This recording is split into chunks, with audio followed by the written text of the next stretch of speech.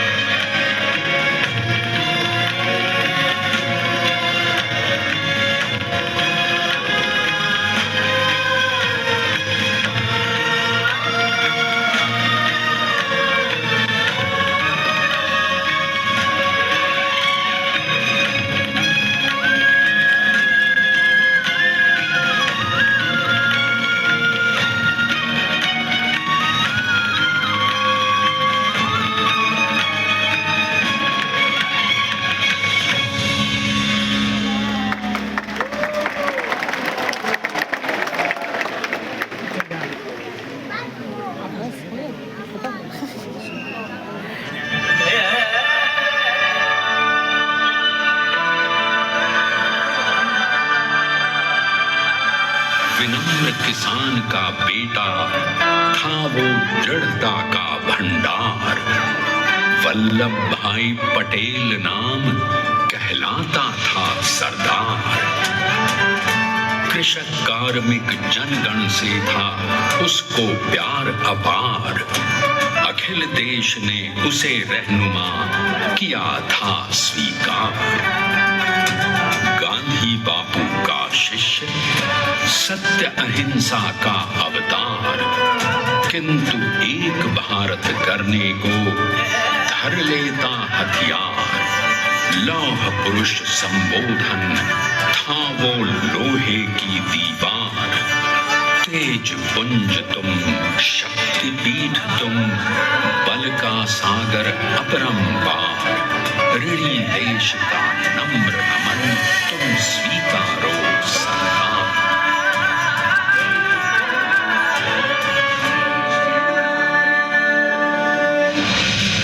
1857 में अंग्रेजों को ललकारने वाले पहले स्वतंत्रता संग्राम के एक सक्रिय सिपाही थे झवेर भाई पटेल।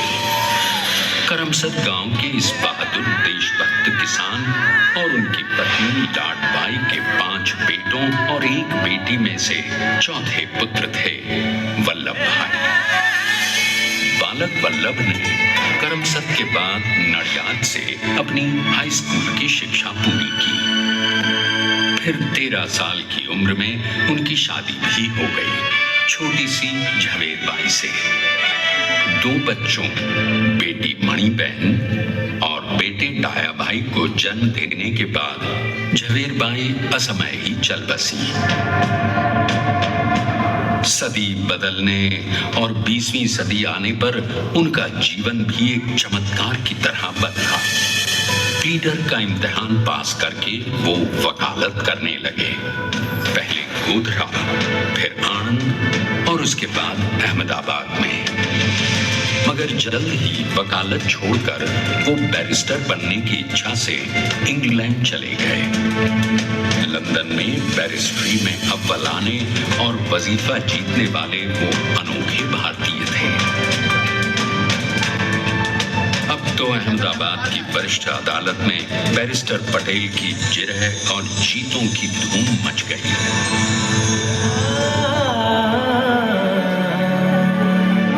तभी एक युग पुरुष ने वल्लभ भाई के जीवन की धारा ही बदल दी।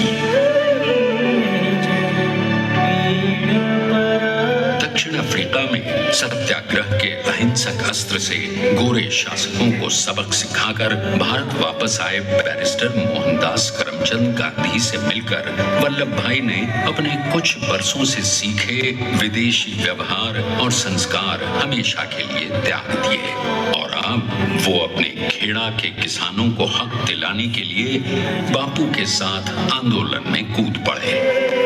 अब उनके पैरों में जूते नहीं, गांवों की धूल थी। हृदय में भारत भूमि की शस्य श्यामला धरती, मन में थे गांधी और मस्तिष्क में एक नए स्वतंत्र भारत का सपना।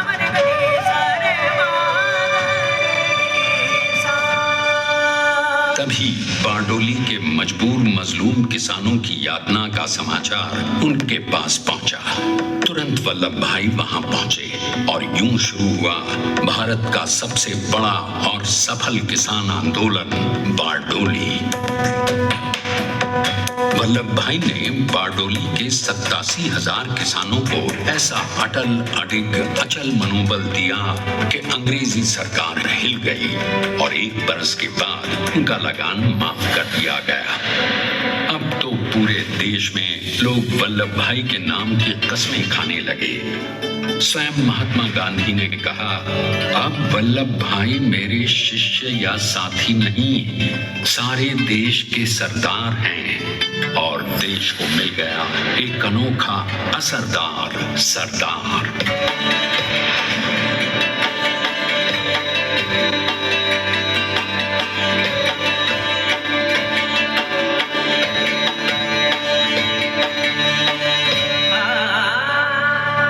सरदार पटेल के नाम और देशभक्ति से अंग्रेज डर कर कांपने लगे। 1930 के नमक सत्याग्रह और दांडी कूच में वो बापू से भी पहले गिरफ्तार किए गए। तो सन 1932 में फिर उन्हें बापू के साथ ही जेल में 2 सालों के लिए डाल दिया गया। मगर आजादी के दीवानों को, स्वतंत्रता के परवानों को कौन गिरफ्तार कर पाया है। जेल से छूटते ही सरदार को कांग्रेस के नए राष्ट्राध्यक्ष पद पर चुना गया और उनकी सरपरस्ती में राष्ट्रवादी भारतीयों ने तमाम ब्रिटिश सूबों में जीत हासिल कर वहां अपनी स्थानिक सरकारें बनाई।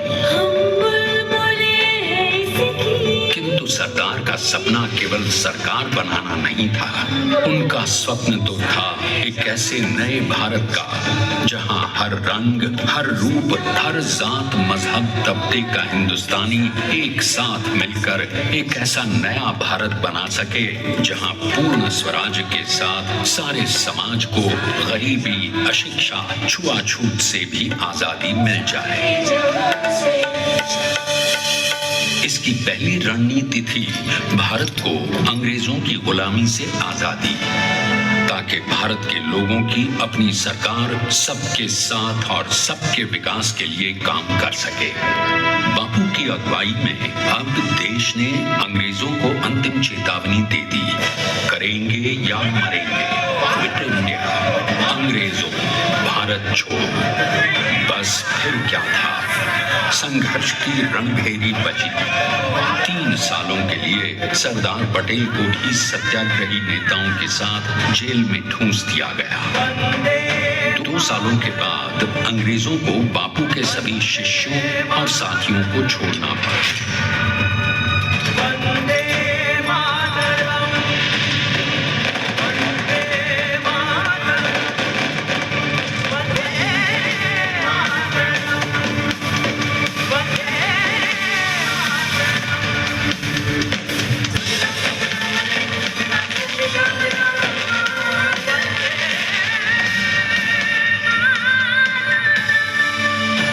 स्वतंत्रता के स्वप्न के सच होने के साथ अब सरदार पर कई एक नई जिम्मेदारियां थीं। आने वाली आजादी की तैयारी और एक नए भारत के लिए नए लोकतांत्रिक संविधान की संरचना। जैसा उनके साथी ने खुद कहा था, सरदार ने ही छेनी हथौड़ी लेकर एक नए भारत को उकेरा है।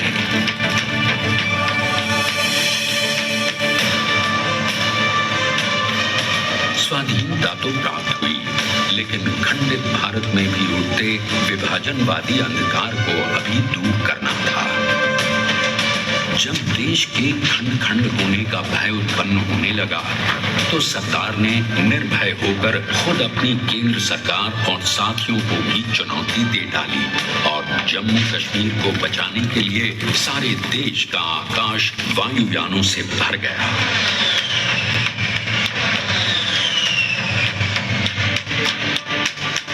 फिर हैदराबाद और जूनागढ़ के भारत में विलयीकरण को पाकिस्तान से चुनौती मिली।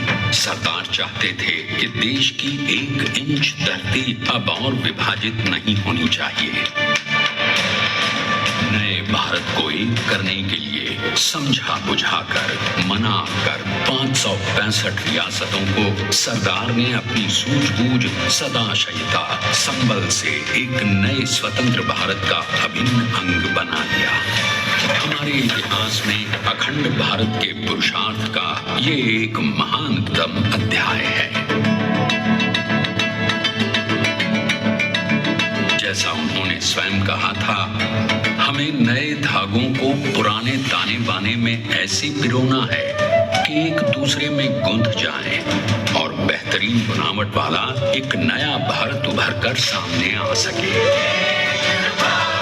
अंततः अपने वज्र दृढ़ संकल्प से एक नया विराट विशाल एक भारत श्रेष्ठ भारत बनाकर दिखा ही दिया सरदार ने। संसार के सबसे बड़े प्रजातंत्र के शिल्पी को प्रणाम करने के लिए देश ने बनाया है ये समर्थ स्मारक। स्वाधीन भारत को समर्थ भारत में बदलने वाले सरदार पटेल को समर्पित प्रेरणा तीर्थ भी है। प्रधानमंत्री श्री नरेंद्र मोदी के नेतृत्व में बनी विश्व की इस विशालतम प्रतिमा के सामने आकर सारी दुनिया जैसे स्वयं भी नतमस्तक हो जाती है।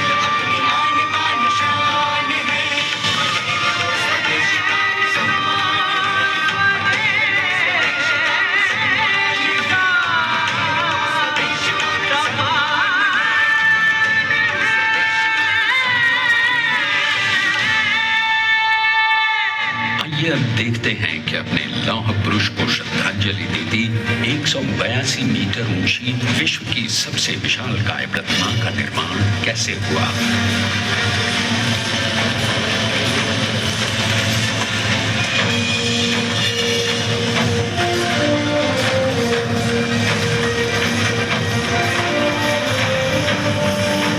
गगन छूती इस अद्वितीय अभूतपूर्व प्रतिमा को बनाने के लिए सबसे पहले नदी पर 4500 क्यूबिक मीटर का राफ्ट बना और फिर सीधा 600 फीट का कंक्रीट का कोर बनाया गया।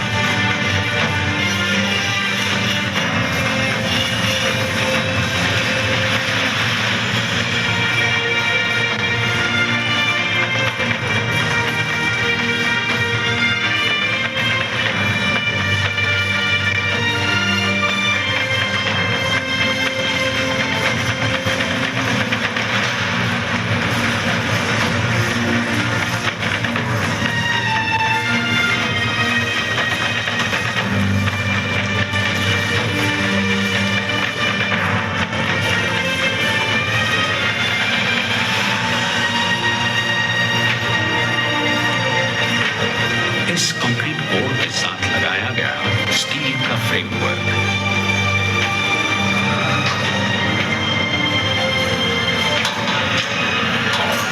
इस फ्रेमिंग पर 6500 ब्रॉन्ज के पीसेस लगाए गए।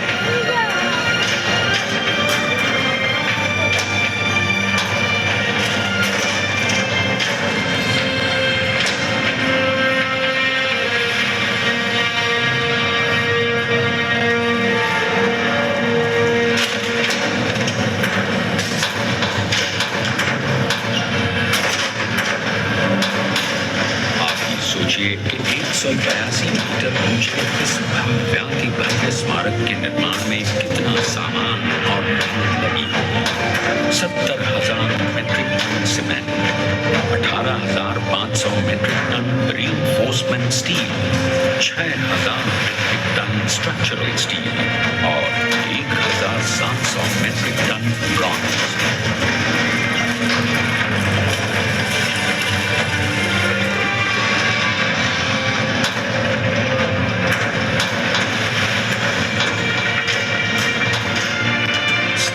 यूनिटी आज एक वर्ल्ड आइकॉन है और इसे मुमकिन बनाने में एक सेकंड भी ब्रेक लिए बिना देश भर की टीम्स ने 24/7 काम किया।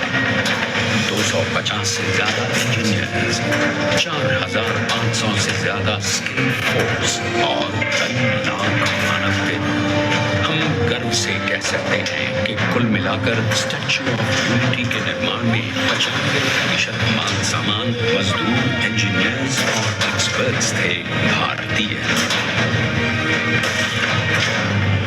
जानते हैं कि 182 मीटर ऊंची इस भव्य प्रतिमा को बनाने में कितना समय लगा? डिजाइन के लिए 12 महीने और निर्माण के लिए 34 महीने, यानी कुल मिलाकर केवल 46 महीने।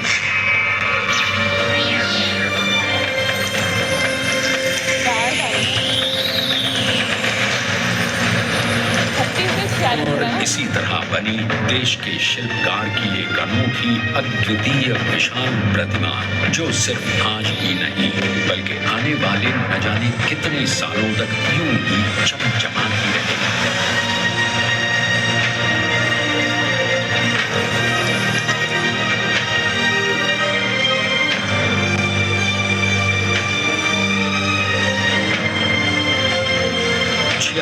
महीनों तक लगातार बिना रुके एकजुट होकर न जाने कितनों ने परिश्रम किया और उनका साथ दिया भारत की 125 करोड़ जनता। और तभी मुमकिन हो पाया एक ऐतिहासिक निर्माण जो आज कहलाता है भारत की नई पहचान। स्टैच्यू ऑफ यूनिटी, विश्व की सबसे ऊंची प्रतिमा।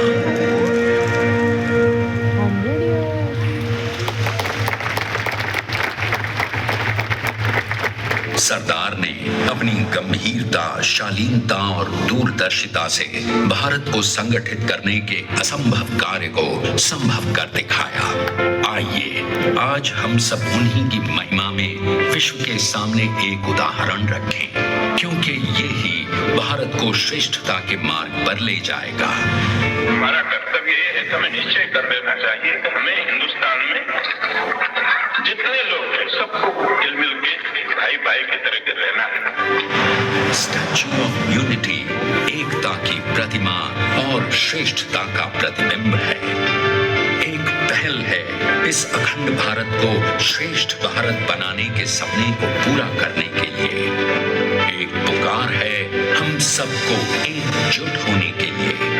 एक आंदोलन है भारत को सबसे आगे ले जाने के लिए, श्रेष्ठ बनाने के लिए।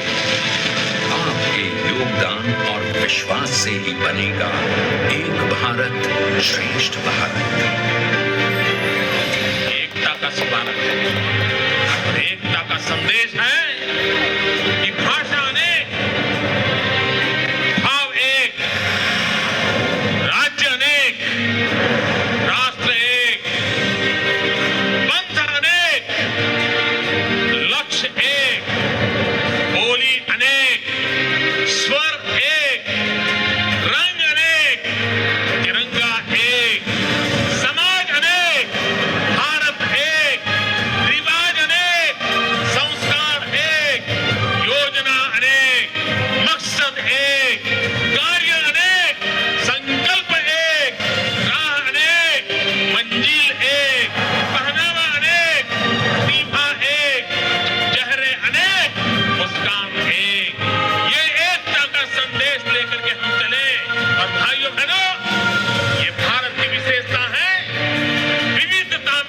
एकता, यही भारत की विशेषता है।